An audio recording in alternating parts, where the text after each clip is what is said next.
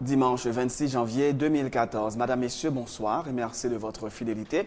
Bienvenue dans ce nouveau numéro de Pulsation Week-end à la une de l'actualité. Le dialogue inter-haïtien va démarrer ce lundi, 2 jours après la signature d'un protocole par les principaux acteurs. Pendant au moins 15 jours, des représentants de l'exécutif, du Parlement et des partis politiques vont établir leur quartier à l'hôtel El Rancho sous l'égide de la conférence épiscopale présidée par le cardinal Chibli Langlois. 3 grands thèmes seront abordés lors des discussions: la gouvernance, les élections et la Constitution. Le directeur du développement des activités de santé en Haïti, Dr Ronald Laroche, plaide en faveur de la dépolitisation des questions relatives à la protection sociale et à la sécurité sociale en vue de permettre à la population d'avoir accès à des services de santé de qualité.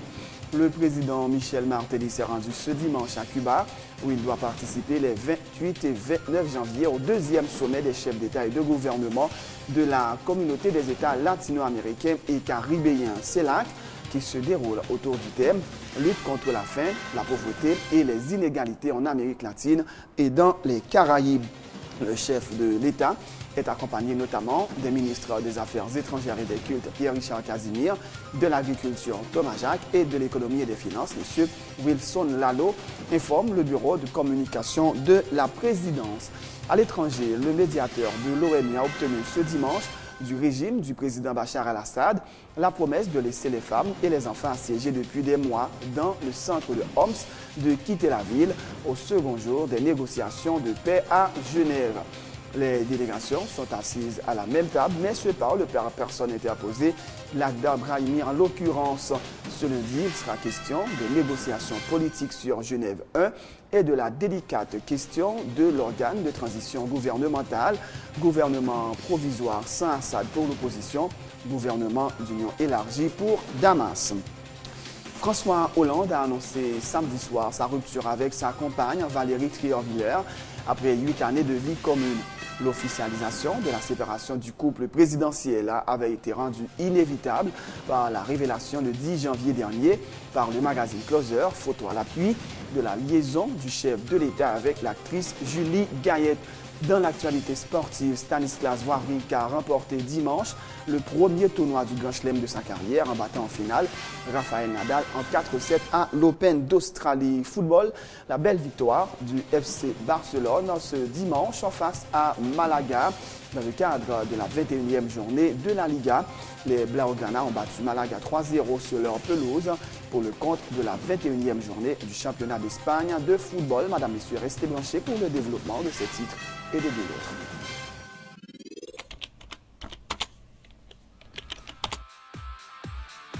Bienvenue à cette édition d'information Pulsation, l'essentiel de l'actualité de la journée. Merci de votre fidélité. Bienvenue dans ce premier numéro de Pulsation Week-end.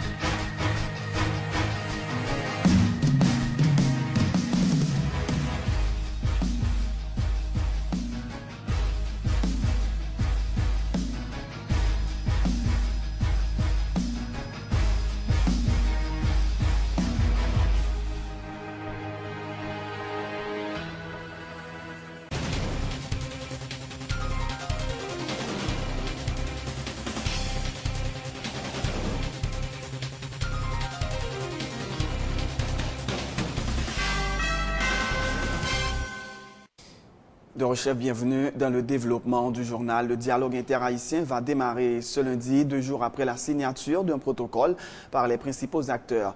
Des représentants de l'exécutif, du Parlement et des partis politiques vont établir leur quartier pendant au moins 15 jours à l'hôtel El Rancho sous l'égide de la conférence épiscopale présidée par le cardinal Chibli Langlois. 3 grands thèmes seront abordés: la gouvernance, les élections et la Constitution. Lors de la cérémonie d'ouverture vendredi dernier, le cardinal Langlois avait émis le vœu que les discussions ne soient pas un mélange de calculs politiques, mais un travail visant la recherche de solutions aux problèmes du pays.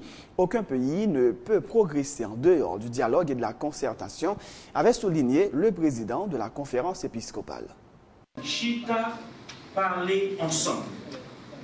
Parce que le dialogue, c'est le premier pas sur le changement. C'est depuis ça, nous choisissons pendant tout le temps, nous travaillons ensemble pour nous arriver dans le changement de nos besoins. Aucun pays n'a qu'à développer dans chirépite dans pour mettre tout le temps.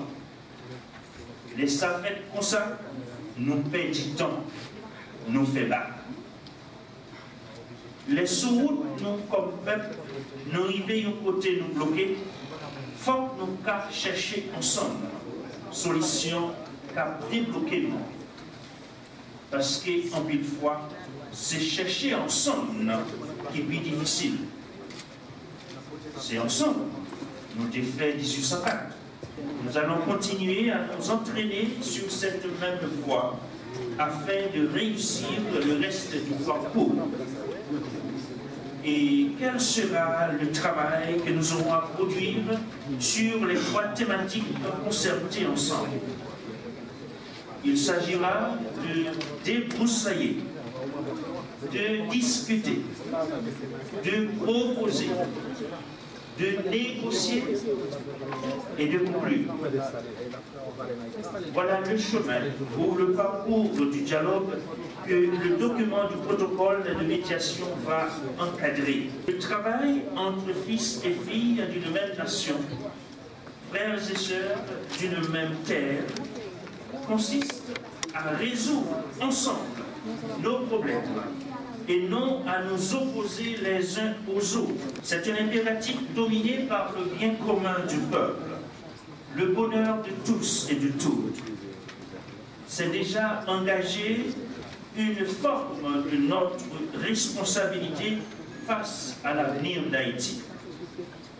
Cela ne peut pas et ne doit pas être le jeu et l'enjeu des calculs politiques. La vie et les personnes doivent primer surtout. Tout à fait autre chose. Le directeur du développement des activités de santé en Haïti plaide en faveur de la dépolitisation des questions relatives à la protection sociale et à la sécurité sociale en vue de permettre à la population d'avoir de meilleurs services de santé. Participant ce dimanche à Sans détour avec Marie-Lucie Bonhomme, Dr Ronald Laroche a fait ressortir la nécessité de mettre en place un système contributif au bénéfice de tous les citoyens. Dr Laroche a remporté le prix entrepreneur de l'année 2013 de la Digicel. Selon lui, donner des soins de santé à la population n'est pas un défi technologique, mais politique. Il fait remarquer qu'au DASH, avec très peu de moyens, les citoyens peuvent avoir accès aux soins de santé. Et je crois qu'il est temps de peut-être de rectifier les choses en Haïti et de commencer par la base, commençant par offrir à la population des soins de santé primaires qui fonctionnent. Et le DASH est un exemple de système qui a fait ses preuves, où avec $1 ou $5 ou $10, nous sommes capables de desservir la population. Pour moi-même, ce n'est pas un défi technologique que de donner la santé à la population, c'est davantage un défi politique. Et je crois que si nous-mêmes nous mettons tête nous ensemble pour nous résoudre le défi politique, ça, et bien quand tout l'autre pays du monde n'a dépolitisé la question de la santé et de la sécurité sociale et n'a pas capable d'aboutir à des solutions valables. On dit que nous sommes capables de faire, c'est juste dépolitiser la question, mais nous connaissons que établir un système de protection sociale, de sécurité sociale dans le pays est sous-développé, donc ça a un pile problème, un pile frein. Les freins, ça, encore une fois, ce sont des freins qui ont déjà des réponses. Parce que, pas oublier, tous les pays du monde font le cheminement vers les balises pour aller vers le millénaire, ce qu'on appelle les critères pour le millénaire.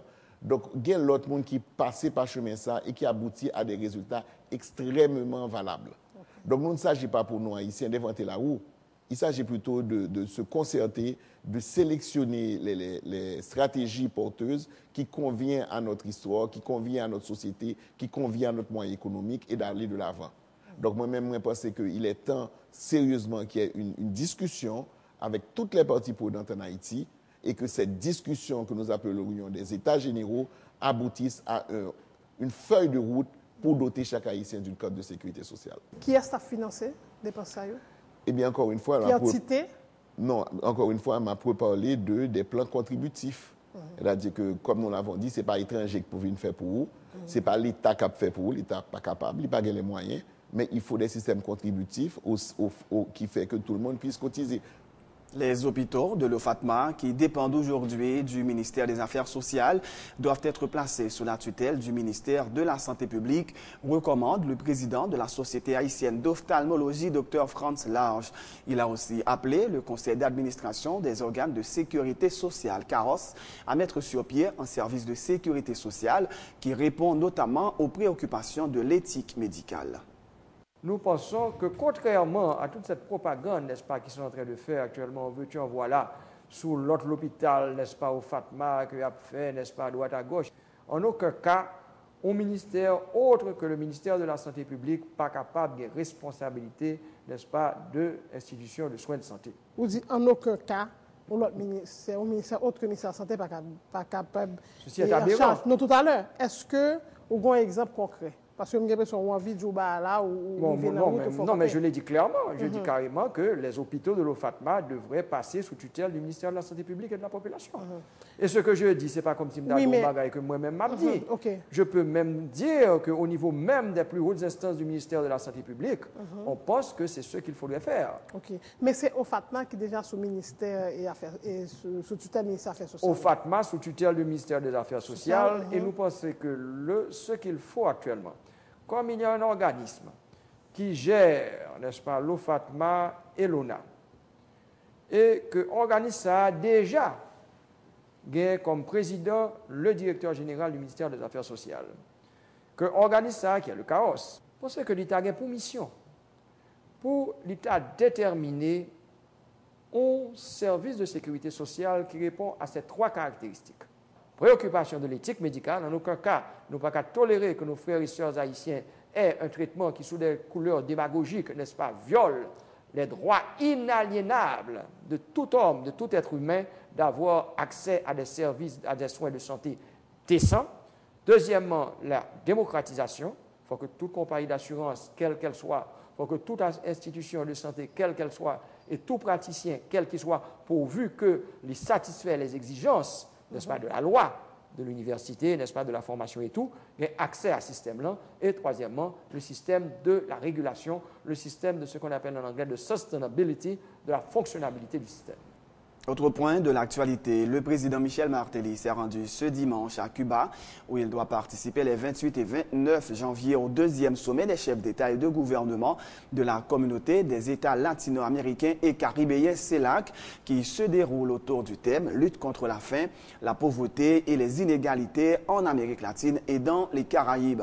Le chef de l'État est accompagné notamment des ministres des Affaires étrangères et des cultes, Pierre-Richard Casimir, de l'Agriculture, Thomas Jacques, et de l'Économie et des Finances, Wilson Lalo. Michel Martelly aura plusieurs rencontres de travail avec des personnalités et des chefs d'État et de gouvernement pour discuter des dossiers d'intérêt commun, selon une note du Bureau de communication de la présidence.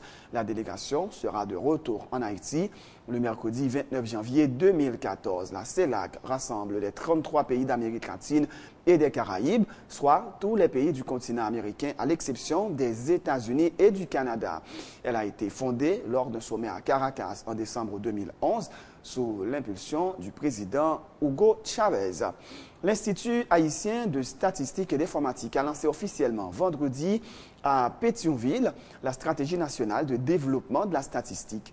Il s'agit d'une démarche visant à instaurer un cadre institutionnel pour la coordination de l'activité statistique et la concertation entre les partenaires.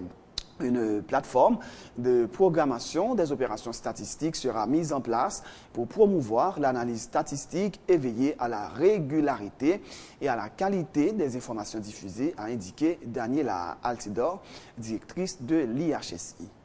Cette cérémonie, placée sous le patronage du ministère de l'Économie et des Finances, me donne l'opportunité de vous entretenir ce matin, Mesdames, Messieurs, sur l'importance de la stratégie nationale de développement de la statistique et sur la nécessité pour notre pays de se doter de cette stratégie. Comme vous le savez, mesdames, messieurs, le système de statistique nationale en Haïti est un système décentralisé, caractérisé par une multitude de producteurs de données indépendants les uns des autres, le DSN-CRP. Ce programme, dont le pilotage doit être assuré par l'Institut haïtien de statistique et d'informatique et l'Observatoire national sur la pauvreté et l'exclusion sociale, n'a jusqu'à présent pu être effectivement mis en œuvre en raison de la carence observée dans la production de statistiques. Un chronogramme d'activité a été préparé et déjà intégré dans le devis programme numéro 1 du programme statistique minimum. Des commissions vont être formées immédiatement après ce lancement avec des points focaux désignés à travers toutes les institutions concernées afin d'établir le diagnostic du système dans ses différentes composantes, qu'il s'agisse de l'éducation, de la santé, de l'économie, de l'agriculture et j'en passe. Pour sa part, le directeur du cabinet du ministre des Finances, Urbain Pressoir Exeus, a mis l'accent sur la nécessité de bâtir un système de statistique nationale adapté aux exigences de développement du pays et répondant aux besoins des utilisateurs, qu'ils soient du secteur public ou du secteur privé. J'exhorte toutes les parties concernées à jouer pleinement leur participation et à mettre tout le poids de leurs expériences et de leurs compétences à la réussite de ce grand projet d'intérêt national. Pour ma part, je mettrai tout en œuvre pour que l'ensemble des membres du gouvernement soient sensibilisés autour de la nécessité à fournir aux structures de leurs ministères respectifs évoluant dans le système statistique national l'accompagnement qu'il faut. À cet égard, je veillerai à ce que l'Institut haïtien de statistique et d'informatique, organe central du système, bénéficie de tout le soutien nécessaire pour la mise en œuvre de la SNDS dans les meilleures conditions. Toutes les dispositions seront prises pour une mobilisation progressive, croissante des ressources nécessaires au financement du développement de la statistique.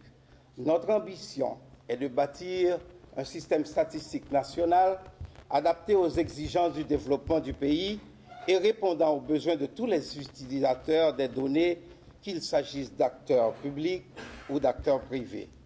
Je sollicite la collaboration des membres du secteur privé qui, en fin de compte, seront les bénéficiaires privilégiés de toutes les retombées positives découlant de l'élaboration et de la production de données statistiques fiables et portant sur des domaines divers et variés.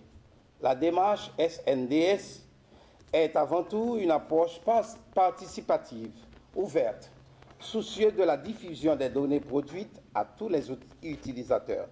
Le groupe d'appui aux rapatriés et réfugiés condamne le double assassinat des frères Idet et Yodet Kazeyit, âgés respectivement de 26 et 28 ans, en République dominicaine. Les cadavres des deux ressortissants haïtiens ont été retrouvés criblés de balles avec leurs têtes sectionnées. Les deux victimes travaillaient comme agriculteurs dans la communauté de Banigas à Villa González. Il s'agit, selon le coordonnateur du GAR, Jean-Baptiste Azolin, d'un assassinat de trop, un crime qui dépasse l'imagination humaine. Il appelle les autorités judiciaires de Santiago à diligenter une enquête sérieuse pour faire le point sur ce double meurtre, déplorant que jusqu'ici aucune lumière n'a été faite sur les violences de Neiba en novembre dernier.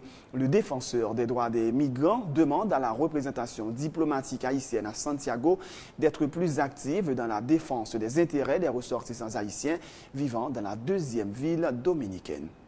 Deux moun sa yo, selon l'information, dernière information que j'ai, c'était deux agriculteurs. C'est deux moun qui travaillent dans le jardin, qui ont même à un moment donné sont victimes de bagaille ça. Situation ça, sont situations que nous apprenons avec consternation parce que dans la société qu'on y a pas à vivre dans la société pour vivre de genre de crimes crapuleux comme ça, qui c'est des crimes vraiment qui sortent de l'imagination humaine. Et il y a un bagage nous prend nouvelle là, il y a un bagage que nous pensons qui est important que nous d'abord recommander. Et ça fait plusieurs crimes qui passaient déjà jusqu'à présent pour que j'aie une enquête qui parlait, qui déterminait clairement responsable et victime de bayo. Donc il est bon à ce que l'État dominicain prenne responsabilité et justement fait mener des enquêtes pour permettre à ce que les gens qui permettent crime ça ou même traduire devant la justice. Et nous demandons tout à ce que les représentants haïtiens qui trouvent dans le consulat haïtien et par exemple dans Santiago ou côté crime ça a commettre là que eux-mêmes yo jouent un rôle en tant que tel, que yo pas montré une faiblesse parce que justement il y a un problème c'est que haïtiens qui en République dominicaine des fois yo gagnent de impression que c'est de laisser pour compte. Donc, pas gagner vraiment l'État haïtien pas à travers le consulat, ça ne pas prendre responsabilité pour défendre l'intérêt haïtien, pour défendre le droit haïtien. Donc, je pense que c'est un moment tout pour le consulat ça a montré volonté pour casser avec pratique de laisser haïtien pour continuer et pour montrer justement yo capable et pousser les autorités dominicaines à jouer au rôle comme ça doit.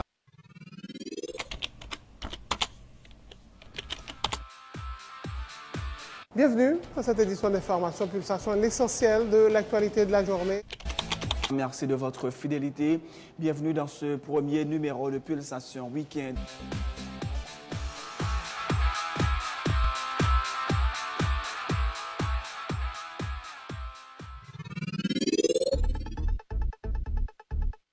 C'est la fin de ce journal. Juste avant de vous laisser, voici le rappel des titres. Le dialogue interhaïtien va démarrer ce lundi, 2 jours après la signature d'un protocole par les principaux acteurs. Pendant au moins 15 jours, des représentants de l'exécutif, du Parlement et des partis politiques vont établir leur quartier à l'hôtel El Rancho sous l'égide de la conférence épiscopale présidée par le cardinal Chibli Langlois. 3 grands thèmes seront abordés lors des discussions: la gouvernance, les élections et la Constitution. Le directeur du développement des activités de santé en Haïti, Dr Ronald Laroche, plaide en faveur de la dépolitisation des questions relatives à la protection sociale et à la sécurité sociale en vue de permettre à la population d'avoir accès à des services de santé de qualité.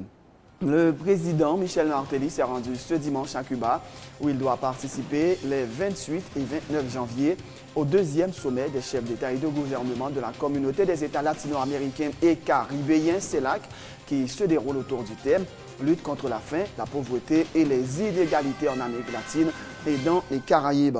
Le chef de l'État est accompagné notamment des ministres des Affaires étrangères et des cultes Pierre-Richard Casimir, de l'Agriculture Thomas Jacques et de l'Économie et des Finances Wilson Nalo, informe le bureau de communication de la présidence.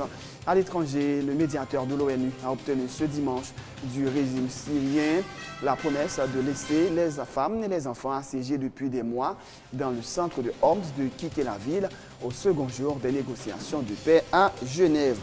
Les délégations sont assises à la même table, mais se parlent par personne interposée, Lakhdar Brahimir en l'occurrence. Ce lundi, il sera question des négociations politiques sur Genève 1 et de la délicate question de l'organe de transition gouvernementale, gouvernement provisoire sans Assad pour l'opposition, gouvernement d'union élargie pour Damas. François Hollande a annoncé samedi soir sa rupture avec sa compagne Valérie Trierweiler après 8 années de vie commune. L'officialisation de la séparation du couple présidentiel avait été rendue inévitable par la révélation le 10 janvier dernier par le magazine Closer, photo à l'appui de la liaison du chef de l'État avec l'actrice Julie Cayet. Sport, Stanislas Wawrinka a remporté dimanche le premier tournoi du Grand Chelem de sa carrière en battant en finale Rafael Nadal en 4-7 à l'Open d'Australie. Football, la belle victoire de FC Barcelone ce dimanche face à Malaga dans le cadre de la 21e journée de la Liga. Les Blaugrana ont battu Malaga 3-0 sur leur pelouse pour le compte de la 21e journée du championnat d'Espagne de football. C'est la fin de ce journal. Merci de l'avoir suivi. Bonne suite de programme sur Télé Pluriel.